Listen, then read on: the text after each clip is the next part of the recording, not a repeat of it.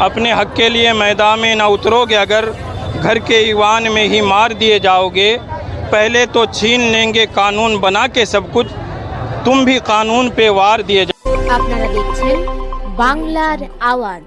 ওয়াকফ আইন নিয়ে সারা ভারতবর্ষে চলছে তোলপাড়।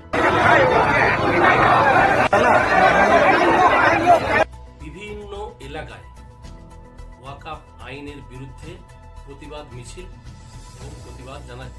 आप हमारे हिंदू धर्म की जमीन का रक्षा नहीं कर पा रहे हो, अभी आप मुसलमानों की जमीन की रक्षा करने की बात कर रहे हो।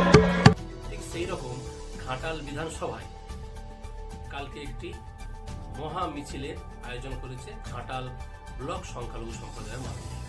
और सारी धार्मिक संपत्तियों को कब्जा करके अपने दोस्तों को देने का काम, अपने पूंजीपति मित्रों को देने का काम नरेंद्र मोदी जी करेंगे। इसलिए इसका सपोर्ट किसी भी धर्म को मानने वाले व्यक्ति को नहीं करना चाहिए।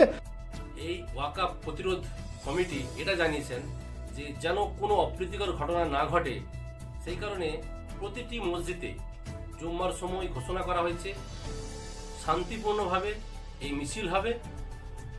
এই মিছিলের কারণে কোনো অন্য ধর্মের প্রতি আঘাত না ঘটে সেদিকটা নজর রাখতে হবে।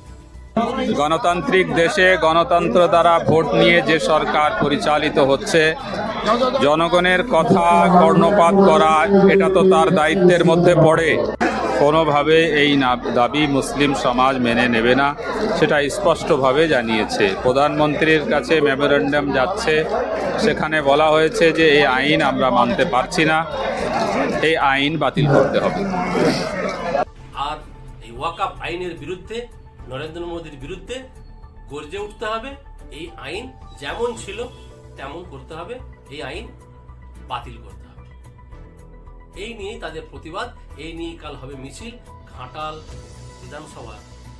এই সর্বপ্রথম তাদের কথা অনুযায়ী যেটা বোঝা যাচ্ছে, তাদের কমিটির কথা অনুযায়ী সর্বপ্রথম এত মানুষ একত্রিত হতে চলেছে। 10 থেকে 12,000 মানুষের জমায়েত হবে, এরকমটাই আশা করছে এবং তার থেকে বেশি হতে পারে। এটাই জানালো ঘাটাল ওয়াকফ আইন প্রতিরোধ কমিটির পক্ষ থেকে। কাল সকাল 9টায় শুরু হবে শিমুলিয়া কোল্ড স্টোরেজ থেকে ঘাটাল বিদ্যাসাগর। আমাদের চোখ থাকবে, আমাদের নজর থাকবে সেই মিছিলের উপর, প্রত্যেকটি সংবাদ মাধ্যমের নজর থাকবে সেই মিছিলের উপর, কিভাবে মিছিলটা কমপ্লিট হচ্ছে, কতটা শান্তিপূর্ণভাবে কমপ্লিট হচ্ছে এবং তাদের পক্ষ থেকে কি বার্তা আসছে সেটা অবশ্যই দর্শক মধ্যে জানাবার আমরা চেষ্টা করব। ভালো থাকুন, সুস্থ থাকুন, বাংলা থাকুন। আমি নকিবুল ইসলাম, ধন্যবাদ।